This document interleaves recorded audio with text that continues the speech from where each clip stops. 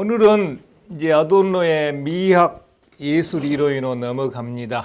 그래서 제가 그 파워포인트로 정리한 내용을 이제 봐도 무슨만 전혀 모르기 때문에 제가 일단은 칠판에 쓴 내용을 가지고 먼저 강의를 하고요. 이어서 파워포인트를 통해서 확인 복습하는 그런 방식으로 강의를 진행하겠습니다. 예.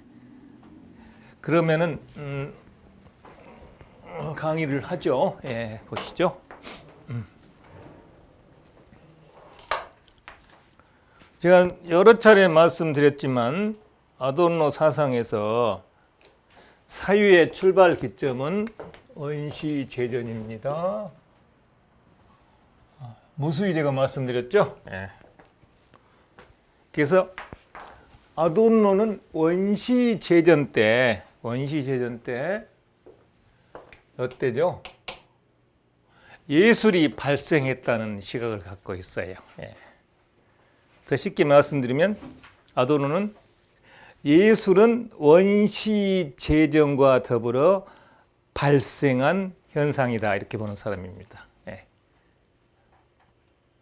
그걸 제가 쉽게 말씀드리죠. 원시제전하면 어떻게 하죠? 주술사가 주문을 외우잖아요. 그죠? 그건 이제 문학의 어떤 효시로 보는 거예요. 주문을 외우는 거. 그 다음에 노래를 부르잖아요. 그러면 음악이 되잖아요. 그 다음에 얼굴에다 가면을 쓰잖아요. 그게 회화의 시초가 되는 거고, 그 다음에 춤을 추잖아요. 그럼 뭐죠? 그게 무용이 시작되는 거예요. 그렇게 해서 아도르노는 원시제전에서 예술이 출범했다 이렇게 보는 사람이에요. 그러니까 원시제전에서 사회도 시작됐고 예술도 시작된 거라고 보죠, 아도르노가. 예. 그거 굉장히 중요한 겁니다. 그러면 이 원시제전에서 예술이 출발해가지고, 그죠? 오늘날 지금 AI 시대까지 예술은 지금 전속하고 있죠. 우리가 사회를 제가 강의할 때 아도르노는 사회를 어떻게 본다겠습니까? 다 잊어버려도 되는데 그건 제가 기억하라고 그러셨죠. 사회를 아도르노는 과정으로 파악합니다. 프로세스죠. 똑같이 예술도 아도르노는 과정으로 파악합니다. 아도르노는 예술을 과정으로 파악합니다. 사회와 함께 동시에 전개된 하나의 과정을 아도르노는 예술로 봅니다. 이제 그 과정이 어떤 과정인가를 여기 제가 칠판에다 여러 가지로 써놨죠. 예. 그러면은 단계별로 이 사람이 예술에 대한 사유를 전개하는데, 단계별로 원시에서 출발한 예술이 이제 이 사람은 올림피아 제신 시대죠. 올림피아 제신. 우리가 알고 있기로 12개의 신이 있잖아요. 제우스. 그죠? 히라보는 제우스고, 라틴어는 뭐라 합니까? 주피터라고 하잖아요. 그래서 12개의 신을 올림피아 제신이라고 부르거든요. 올림피아 제신. 그래서 올림피아 제신 시대는 대략 기원전 6세기거든요. 호메로스가 기원전 8세기잖아요. 그러니까 별로 차이가 없는 거예요. 올림피아 제신 시대는 고대 히랍 비극이 존재했잖아요. 히랍의 3대 서정 시인도 있고 3대 비극 시인이 또 있잖아요. 예. 소포클레스, 에우리피데스 이런 사람도 있잖아요. 요 시대의 그 문학 작품에 아도르노가 주목을 합니다. 또 조각 작품에도 주목을 해요. 나중에 제가 설명하겠습니다. 그리고 이제 중세에서는 여러분 예술이라는 것은 전적으로 신에 정속된 거고 신을 참여하는 게 예술이잖아요. 그래서 중세 예술에 관해서 아도르노는 전혀 어떤 사유한 궤적이 없어요. 그러니까 쉽게 말씀드리면 중세에는 신만이 존재하고 예술도 신에 정속돼서 신을 찬양하는 그러한 형식으로만 존재했기 때문에 아도르노는 중세의 예술에 대해서는 거의 언급하지 않습니다. 그리고 근세 초기의 예술에도 별로 언급을 안 해요, 아도르노는. 왜 그랬을까요? 서구 근세 초기는요, 근대죠?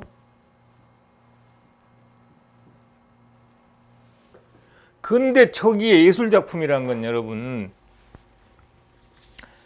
권력자나 귀족의 주문에 의해서 주문 생산된 경우가 대부분이었거든요. 대부분이었죠. 예. 여러분, 베토벤도 그 주문 생산해주면서 생계를 유지한 사람이거든요. 베토벤도.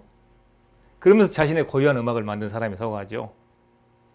그래서 서구에서 근대 이후에 권력자들에 의한 주문 생산품으로서 예술 작품에 대해서 아도르는 별로 관심이 없습니다. 그리고 이 사람이 본격적 관심을 보이는 것은 벤자민하고 동일하죠. 19세기 중반 이후의 현대 예술이에요. 그래서 이 19세기 중반 이후를 현대 예술이라고 합니다. 현대 예술, 새로운 예술, 급진적 예술, 이렇게 표현해요. 아도르는 다 동일 개념입니다. 그래서 이 보들레르 이후에 전개된 예술을 현대 예술이라고 표현하는데, 아도르노의 미학은 이 이후의 예술에 대한 집중적인 해석과 분석이에요. 예. 그래서 이제 특히 보들레르 이후에 전개된 그 예술 사조를 어떤 사람들은 모더니즘이란 말을 좋아하잖아요. 근데 아도르는 모더니즘이란 말을 아주 싫어해요. 근데 통상 모더니즘이란 말을 좋아하는데, 서구 모더니즘 예술에 대한 가장 거의 완벽한 해석과 설명한 게 아도르노 미학이다, 이런 평가를 합니다. 예, 실제로 그 수준에 도달한 미학이고요. 그래서 이렇게 역사적으로 흘러가고, 이 사람이 이제 특히 집중적으로 분석한 것은 20세기 초반의 예술이죠. 카프카, 프루스트, 조이스, 피카소, 쇤베르크 이런 사람들이 아도르노의 집중적 뭡니까? 해석 대상이 되는 예술가들이에요. 그리고 이제 아도르노가 자신의 그 미학 이론이 있죠. 그게 이제 아도르노의 최후의 대저작인데, 그 미완성 저작이지만 실제로는 완성된 거라고 봐야 되거든요. 근데 그 저작을 헌정한 사람이 바로 베케트입니다. 그러니까 아도르노가 가장 존경했던 두 명의 예술가를 꼽으라면 카프카하고 베케트예요. 근데 베케트의 집중적인 이 사람의 관심을 보이고, 베케트를 여러 가지로 베케트 해석이 빼어나죠. 그래서 이제 이렇게 전개되는데, 이런 예술의 이런 흐름들 있죠. 이 과정들에 대해서 아도르노가 이제 예술이 전개되는 과정을 아도르노는 이게 세 개의 변증법으로 이렇게 설명을 해요. 해석을 해요. 보시면은 1번은 미매 삼위성의 변증법이고, 2번은 예술적 가상의 변증법이고, 3번은 화해되어 있지 않은 화해의 변증법. 제 학위 논문에 이걸 제가 아주 방대하게 다뤘는데, 제가 학위 논문 쓸 때까지는 서구학계에서, 독일학계에서 1번하고 2번 변증법이 알려져 있었어요. 아도르노 본인은 미매 삼위성의 변증법이라는 말을 사용한 사실이 없어요. 근데 이 사람이 쓴 글을 분석해 보니까 이 사람 미학에는 미매 삼위성 변증법이 들어있더라. 이걸 학자들이 밝혀낸 거거든요. 근데 이 사람이 가상에 대해서 여기저기서 글을 막 썼는데, 예술적 가상의 변증법이란 말이 이 사람이 사용한 일이 없는데 학자들이 이걸 만든 거예요. 이 두 개가 알려져 있었고, 이 사망은 제가 쉽게 말하면 아도르 연구에 최초로 제가 사망 변증법을 만든 거예요. 이건 제가 만든 거거든요. 제 학위 논문의 독창성이죠. 그래가지고 이걸 독일 교수들이 다 인정했어요. 당시 이거 새로 만들었다. 근데 이 세 가지 변증법이 예술의 운동에 들어있다고 보는 거예요. 아도르노는. 예술의 운동 법칙이죠. 특히 아도르노는 미메시스와 합리성의 변증법을 아도르노는 예술의 운동 법칙이란 말을 써요. 예술은 저렇게 운동을 한다.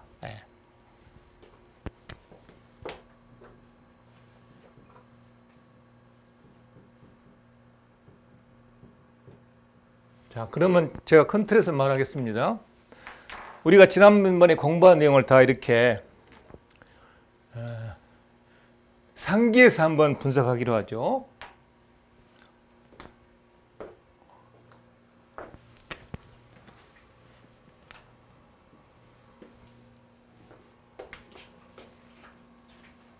여러분 A에서 B로 가는 과정 있죠. 저 과정을 여러분 역사철학적으로 뭐라 하겠습니까? 저 과정을 여러분 통칭하면 뭐라 하죠? 총칭한다면 한번 기억을 되살려 보십시오. A에서 B로 가는 과정이 여러분 문명사입니다. 문명사. 근데 통상 서구의 학자들은 A에서 B로 흐르는 문명사를 진보 역사를 해석했잖아요. 그죠? 근데 아도르는 퇴행의 역사로 본 사람이에요. 타락사. 그러니까 문명의 타락사죠. 저 문명의 타락사를 여러분 역사철학적으로 아도르는 어떻게 봤습니까? 계몽과 신화의 변증법으로 왔잖아요. 자연지배의 변증법으로 왔고. 그렇지 않습니까? 그 다음에 사이론적으로 아도르는 어떻게 봤습니까? 합리화와 비합리성의 변증법이라고 봤잖아요. 그죠? 그 다음에 인식론적으로 어떻게 봤죠? 주체화와 사무라이 변증법으로 봤죠. 이러한 변증법 있잖아요. 역사철학, 사회이론, 인식론, 사회이론. 이 다른 이론 영역에서 아도르노가 주장했던 그 모든 내용이 여러분 미학에도 다 들어와 있습니다. 그러니까 제가 처음에 여러분한테 강의할 때 아도르노는 역사철학은 인식론이고 동시에 사회론이고 미학예술이란 말 제가 여러 차례 확인했는데 그게 바로 다 연결되어 있는 거예요. 그럼 전체적으로 A에서 B로 가는 과정은 여러분 타락의 과정인데, 그죠? 계몽과 신화의 변증법에서 보면 어떻게 되는 거죠? 계몽의 타락 과정이잖아요. 계몽의 자기 파괴 과정이라면 여러분 기억하시고, 계몽의 자기 파괴 과정. 그러면 예술은 계몽의 타락 과정에 참여합니다. 네. 동시에 예술은 계몽의 자기 파괴 과정에 참여합니다.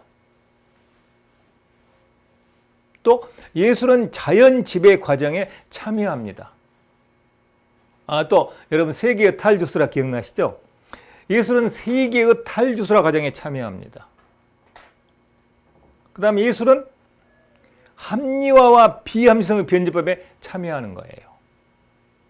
그리고 예술은 주체와 사무라이 변증법에 참여합니다. 그래서 예술은 이렇게 역사의 진행에 참여하는 과정이에요. 참여하면서 역사가 문명사가 타락적이고 부정적으로 흘러가더라는 것을 증언합니다. 예술은.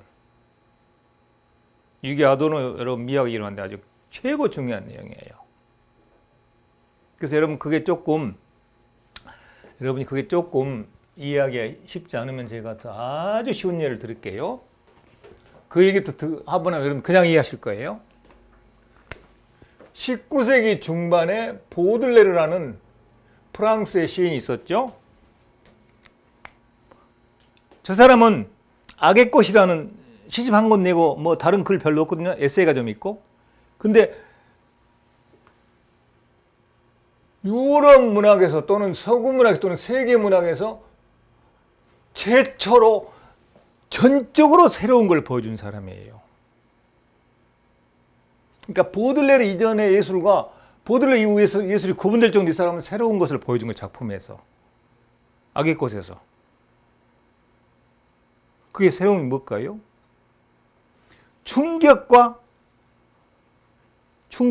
추함입니다. 여러분 악의 꽃의 시를 보면은 그 시어들이 충격적인 언어들이 가득 차 있어요. 그 다음에 다 추해요. 뭐 거지, 창녀, 그 다음에 불구된 뭐 할머니들 막 이런 글이 막 나와요. 그래서 보들레르의 아기꽃은 일부 작품은 오랫동안 검사 처분됐잖아요. 그래서 보들레르 작품은 전적으로 새로운 것이고 그 새로운 것은 충격과 추함인데, 그럼 보들레르 아기꽃 썼는데 그건 도대체 아기꽃이란 왜 이렇게 중요하냐 아도르노한테. 예. 여러분 19세기 중반은 절정 자본주의가 전개되는 시절입니다. 프랑스 파리를 중심으로. 그래서 19세기 중반에 프랑스 파리는 여러분 세계의 수도입니다. 수도. 18세기 세계의 수도가 영국의 런던이라면 19세기 세계의 수도는 프랑스 파리입니다. 그래서 19세기 파리를 19세기 세계 수도라고 명명한 사람은 그 유명한 발터 벤야민이에요. 그러면 19세기 중반의 프랑스 파리에서는 자본주의가 이미 절정 단계에 도달했거든요. 절정 자본주의라 그래요. 오늘날 우리가 보는 아케이드 같은 게 이미 있었어요. 아케이드, 증권시장, 만국 박람회, 뭐 도박장, 온갖 현대 문명의 최첨단 사물이 파리에 다 나타난 거예요, 여러분. 보들레가 그걸 본 거잖아요. 보들레가 그걸 본 거죠. 그런 다른 사람들은 어떻게 보는 거죠, 그것을? 이것은 문명의 진보다. 기술의 진보다. 문명과 기술의 위대한 성과다. 이렇게 찬양하잖아요. 근데 보들레는 그게 전혀 달리 보인 거예요. 이 절정 자본주의가 전개되면서 보들레가 본 게 뭐냐면요. 모든 사물들을, 인간을 포함한 모든 사물들을 상품처럼 취급해버리더라. 절정 자본주의가. 그걸 보들레가 본 거예요. 자본은 모든 대상을 도구로 삼아버리더라. 그래서 인간은 그 자본의 도구로 전락해버렸고, 인간같이 거의 상품처럼 변해버렸다. 그걸 보들레가 본 거거든요. 그래서 이렇게 절정 자본주의로 작동하는 세계는 진보는커녕 인간에게 고통을 강요하는 세계더라. 그래서 여러분 여기에 사망의 세계가 주는 고통이란 개념이 여기서 나와요. 네. 그래서 이 고통 있죠. 절정 자본주의로 작동하는 세계가 인간에게 강요하는 고통 있죠. 그 고통을 보들레르는 추함과 충격적인 언어로 이렇게 형상화해 놓은 게 악의 꽃이라는 세기의 시집이죠. 그래서 보들레르 악의 꽃이 들어있는 기본적인 특징은 부정성이잖아요. 문명에 대한 부정이잖아요. 그래서 이것은 보들레르는 19세기 중반 기준하여 문명의 타락성과 부정성을 추함과 충격의 메타포를 이용해서 형상화한 거의 최초의 새로운 문학을 선보인 시인으로 아도르노가 보는 겁니다. 그걸 최초로 맡은 사람은 아도르노가 아닌 벤야민이 본 걸 아도르노가 더 훨씬 심화시킨 거죠. 그래서 이 예술은 보들레르에서 봤듯이 예술은 보면 문명의 타락 과정에 참여하는 거예요. 19세기 중반 프랑스 파리에서 전개됐던 절정 자본주의적 문명의 타락상을 보들레르의 악의 꽃이 거기에 참가하고 그 타락상을 여러분 증언하는 것입니다. 그래서 여기서 여러분 예술 작품과 역사가 이렇게 매개되는 걸 여러분이 볼 수가 있잖아요. 그죠? 네. 그 이제 제가 좀 한 단계 올라가 볼까요? 그래서 이런 걸 보면은 예술은 개념도 구사하지 못하잖아요. 예술은. 근데 예술은 무의식적으로 역사에 참여하더라. 그래서 예술은 무의식적인 역사 서술이라는 아주 어마어마하게 유명한 말 아도르노가 내놓습니다.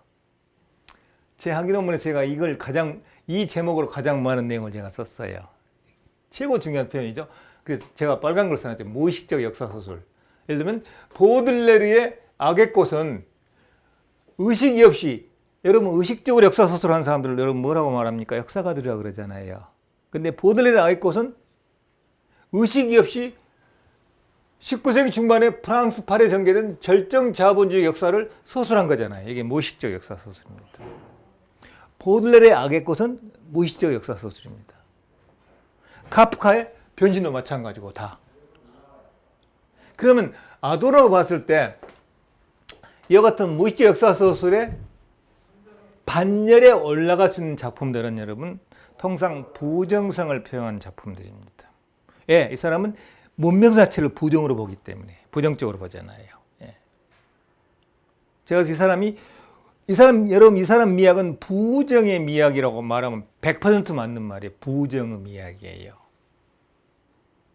이 사람은 왜 그렇게 부정적인 사고를 할까요? 제가 인식을 여러분한테 말려줬더니 부정의 부정도 역시 또 부정돼야 된다. 그 부정은 항구적으로 진행돼야 된다. 그래야만이 언젠가 인류는 부정적인 걸 자꾸 줄여가고 언젠가는 부정성이 최소화된 사회에 살 수 있을 거라는 유토피아적인 생각이죠. 그러니까 이 사람은 예술이 갖고 있는 부정, 여러분 예술이 세계의 진행 상태를 부정하는 그 모습, 예술이 사회의 전개 상태를 부정하는 그 모습, 거기에 아도르노는 관심을 가질 수밖에 없는 거예요. 그래서 여러분 제가 써놨잖아요. 아도르노 미학 열두 결국 아도르노와는 부정, 비판, 화해 이 철학에 정확하게 일치합니다. 제가 첫 시간에 말씀드렸죠. 아도르노 철학은 사상은 부정과 비판을 통한 화해가 이 사람의 공적인 목적이다. 화해 다음에 나온 거 제가 뭐라고 말씀드렸나요? 화해 다음에는 행복의 실현입니다. 아도르노가 꿈꿨던 게 행복의 실현이고 이 부정, 비판, 화해 다음에 행복의 실현 요 큰 틀이잖아요. 이 사람 사상의 큰 틀. 저 큰 틀에서 미학 예술론도 전개됩니다. 하나로 다 이렇게 연결되어 있어요. 그러니까 아도르노 사상은 하나의 그 내부적으로 거의 닫혀져 있는 하나의 소우주를 형성하고 있죠. 그 소우주에 들어오는 걸 아도르노는 적극적으로 거부하거든요. 아주 난해한 그 문장을 통해서 못 들어오게 막아요. 그 다음에 제가 여러 번 말씀드렸지만 농축적인 문체, 그 다음에 다층적, 다차원적, 그죠? 다의적인 이런 알 수 없는 글을 써가지고 못 들어오게 만드는, 한번 들어가면 다 드러나요. 제가 여러분한테 아도르노 소우주에 들어가는 걸 제가 굉장히 빠른 속도로 지금 알려드리는 건데, 이 사람이 구성한 소우주 내부에서 이렇게 예술, 미학 예술도 전개됩니다. 가장 여러분 힘드시면 보들레르는 19세기 중반에 절정 자본주의가 야기하는 부정성을 형상화시킨 악의 꽃이라는 시를 썼다. 그러면 절정 자본주의의 현실 있죠. 절정 자본주의가 전개된 현실은 뭐예요? 본질이잖아요. 이해되시죠? 근데 보들레르의 악의 꽃은 뭐예요? 그건 가짜 형상이잖아요. 근데 절정 자본주의가 전개된 현상을 본질이라고 보고 보들레르의 악의 꽃은 가상인데 놀랍게도 이 가상에는 본질이 들어있는 거잖아요. 그래서 현실과 예술 작품이잖아요. 본질인 현실과, 그죠? 제가 조금 더 쉽게 설명드릴게요. 본질인 현실과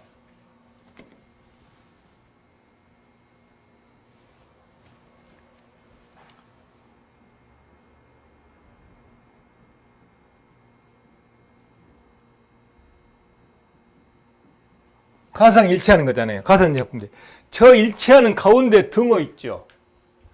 요 등호를 벤야민은 알레고리라 그래요. 등치. 그러니까 보들레르의 악의 꽃은 19세기 중반에 절정 자본주의와 등치 관계에 있다고 보시는 거예요. 그 등치를 통해서 절정 자본주의의 부정성을 인식시켜 주는 거죠. 이건 이제 덩치라고 말하고요. 알레고라고 말하고 아도노 영어로는 여러분 미메시스라 그래요. 벤자민이 알레고라는 영어를 사용했고 아도노는 미메시스라는 영어를 사용한 거거든요. 미메시스가 좀 폭이 더 커요. 그건 제가 나중에 설명해 드릴게요.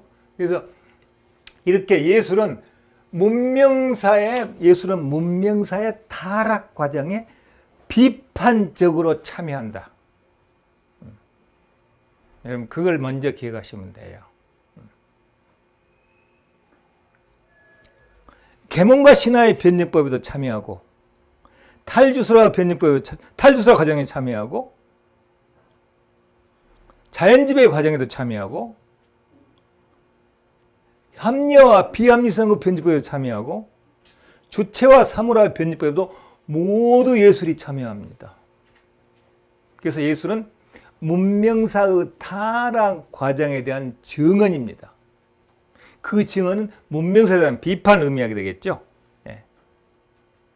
이게 여러분 아도노가 예술을 보는 기본 시각인데 여러분 좀 더 이제 구체적으로 들어가 보도록 합시다.